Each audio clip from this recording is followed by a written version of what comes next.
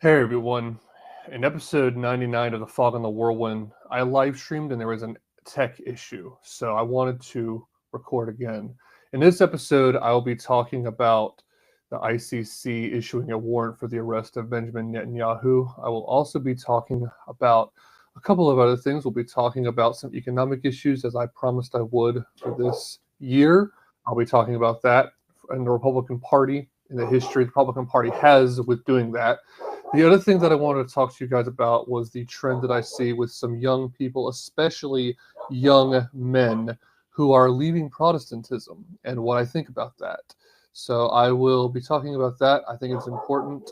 And so as I talk about that, I wanted to remind you guys that it's important to subscribe if you haven't already. And we're going to begin our episode as we always do with our passage of the week. Our passage of the week is in Matthew 5, verses 43 through 44.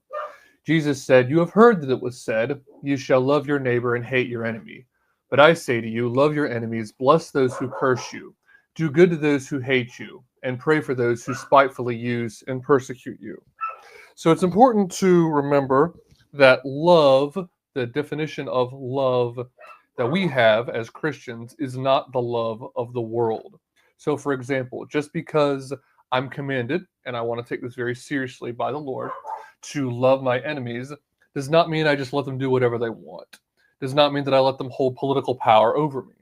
Does not mean that I say, well, if the government or the left, progressives, want my children indoctrinated to hate me and hate God, that in the spirit of love, I just have to let them do whatever they want. That is not the definition of love that Christ is talking about. What he is talking about is in your day-to-day life to love. If you are, for example, you got to think who he was speaking to. He was speaking to an oppressed people under the boot of a government. In your day-to-day interaction with each other and also with the Samaritans, we can see with the Samaritans from Christ's own example, he treated them lovingly.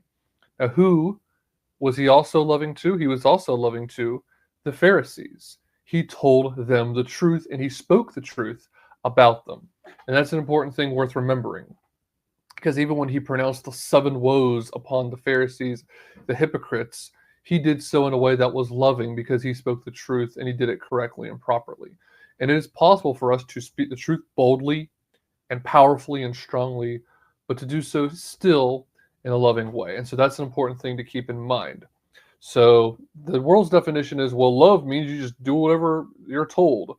That's not what Jesus did. Jesus was a rebel against the state. Really, they were, that's not the right way to put it. Really, the state, the Romans, were rebelling against Christ's authority, the Pharisees too. And so in the eyes of the government, though, he was a revolutionary or like a reactionary, when in truth, he was here to establish order, to create something, to renew the church, to correct the record. You see this when he's talking about, he was teaching on the law, but not as the scribes and Pharisees.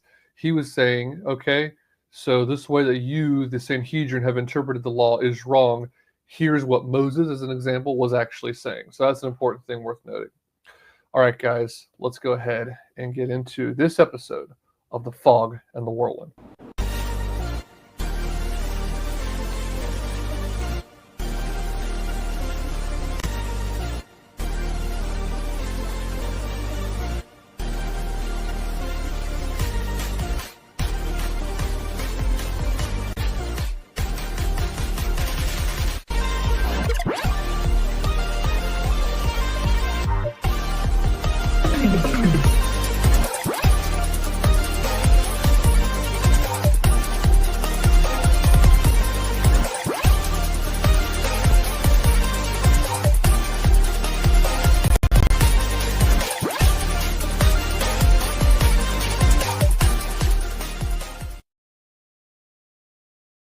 All right, let's go ahead and hop into our first story, which has to do with the ICC. So let me begin actually a couple years ago in 2023. So in March of 2023, the ICC issued an arrest warrant against President Vladimir Putin. Well, what does this have to do with right now? I'll get there, just listen. He was accused of personal responsibility for the abductions of children in Ukraine and the illegal deportation of them. So I think the important thing to begin with in this episode is the reaction that conservatives had. That when by conservatives I mean just kind of the establishment against this happening. So what did they say? Just as an example, Ben Shapiro said, there's basically three stances that conservatives have. First stance is to just give a blank check to Ukraine, no restrictions, nothing. That's what the Biden administration is doing. The second is my position, which is to give aid to Ukraine, but to do so with strings attached. And then the third position is basically that Ukraine should be fully ruled by Russia, that Putin should take over the country and install a puppet dictatorship. I mean, he said that verbatim. I mean, that's exactly what Ben Shapiro said in this episode that I'm referring to. So that was the reaction to the ICC condemning Vladimir Putin, was a clapping, a round of applause. Yay, they're calling out Vladimir Putin. Well done. Well, so then what happens? So most recently, the ICC has condemned Bibi Netanyahu. And two things happened. First, Poland reached out and said, oh, Bibi Netanyahu, you can just come here. No big deal. Just come on over and we will protect you. So we have here, Poland says it will protect Benjamin Netanyahu from potential arrest. The Polish PM, Donald Tusk, says Israeli Prime Minister will not be detained despite ICC arrest warrant for Benjamin Netanyahu. The Polish government has adopted a resolution promising that senior Israeli officials, including Prime Minister Benjamin Netanyahu, can freely travel to Poland for the 80th anniversary of the liberation of the Auschwitz-Birkenau concentration camp later this month. He faces an arrest warrant issued by the International Criminal Court, the ICC, for alleged war crimes in Israel's war on Gaza.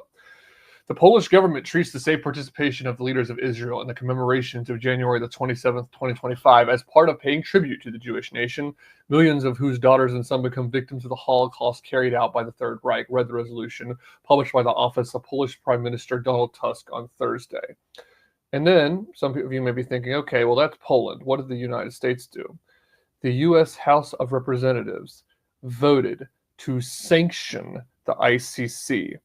I'm not kidding. U.S. House, this is from Reuters, U.S. House votes to sanction International Criminal Court over Israel. The U.S. House of Representatives voted on Thursday, so today is a Saturday, so this is a few days ago. This would have been the 9th, if memory serves, to sanction the International Criminal Court in protest at its arrest warrants for Israeli Prime Minister Benjamin Netanyahu and his former defense minister over Israel's campaign in Gaza. The vote was 243 to 140 in favor of the illegitimate Court Counteraction Act, which would sanction any foreigner who investigates, arrests, detains, or prosecutes U.S. citizens or those of an allied country, including Israel, who are not members of the court. 45 Democrats joined 198 Republicans in backing the bill. No Republican voted against it. America is passing this law because a kangaroo court is seeking to arrest the prime minister of our great ally Israel. Representative Brian Mast, Republican chairman of the House Foreign Affairs Committee, said in a House speech before the vote. Is Brian Mast the guy that said that there's no such thing as an innocent Palestinian?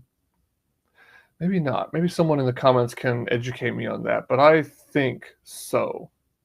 So that, notice the striking, the amazing difference between the ICC condemning Vladimir Putin, where it got widespread support in the United States, great job, to then the ICC condemns Netanyahu, and they get sanctioned by the United States House. Now, the Senate has not done that yet, but I'm sure it will. 243 to 140. I want to know who the 140 are, because the 140 actually give a crap about truth and give a crap about putting our country first. Israel, as I said before, is not an ally of our country in any meaningful way. They have dragged us into 6 conflicts. All you got to do is listen to the Jeffrey Sachs and Tucker Carlson interview. He names 7 countries that Israel has historically wanted us to go to war with. We have had conflicts with 6. A couple of hot wars, not all, but also drone strikes. And in the case of Libya, coups, CIA, intelligence, and military, like U.S. Navy SEAL, coups against that country. And the 7th one is Iran. And now, of course, the war drums are beating for war with Iran. All you got to do is look at Nikki Haley's or Lindsey Graham's Twitter accounts. Because these people don't give a crap about putting our country first, our interests first. They want war. And that was one thing that I don't like Vivek anymore. But one thing that Vivek called out properly was he said Lockheed Martin and Raytheon have been paying Nikki Haley. And she got really mad about it because he called out the truth. He was correct, and she was angry about it. But these people want war with Iran, and for years Israel has as well. So they do not have our interests at heart. But then again, no one really does, except for a few people in the United States Congress that actually give a crap about our interests. The other thing that's worth noting is that the U.S. House voted on this, and they're a new Congress as of January, right? This is a new Congress. They could have voted for something about inflation, something having to do with mortgage prices being out of control, something to do with rent prices being out of control, anything having to do with de-escalating these wars. But instead they decided to vote on this. It was for some reason just too important for them to overlook. It's kind of telling, isn't it? Why is that the priority? Why is it not actually putting forward an America First agenda? And I'm tired of seeing so many people that call themselves America First, like this Bachal al-Sargon, I think is her name. She's been on, previously was talking very positively about Bannon. I like Bannon, but he had her on. She's a hack for the establishment. She's also debated against Cenk Uygur and Dave Smith took a torch to her argument. Dave Smith was the best person in that debate, hosted by Sagar and Jetty. But this is why we want to show this. We want these people out of our movement. We want the neocons running from us in terror because we're sick of them. We are going to fight to take back our party, and we want America's interest to be put first. We don't want this elite group trying to bring us into another war over oil. We need to drill our own oil hill. And if we want to buy oil somewhere else, buy oil and bring it here, then we can if we trade for it. We need to have the Jeffersonian principles of peace, commerce, and trade with all nations, entangling alliances with none. The neocon view demands that George Bush and Dick Cheney and George Bush Sr. and John Bolton and, what's the idiot's name? Bill Kristol are a whole lot smarter than George Washington, James Madison, and Thomas Jefferson.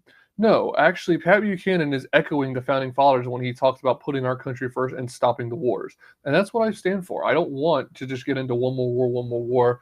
I want to put our interests first. I want to put a megaphone in front of the American sovereignty movement, which a lot of the so-called America Firsters are part of that movement. They want American sovereignty. They want us to be independent. And I agree with that 100%. Let's do it for sure. Thank you for watching this clip of The Fog and the Whirlwind with me, Josh Gelos. I appreciate you watching. If you want to watch the full episode, go to the description of this video. The best way for you to help me out right now, you can do it for free, is to like this video and comment and share. Make sure you subscribe while you're here on YouTube, or follow me here on Rumble or Twitter, where I am at Fog and Whirlwind, at Fog and Whirlwind on Twitter. Thank you, people.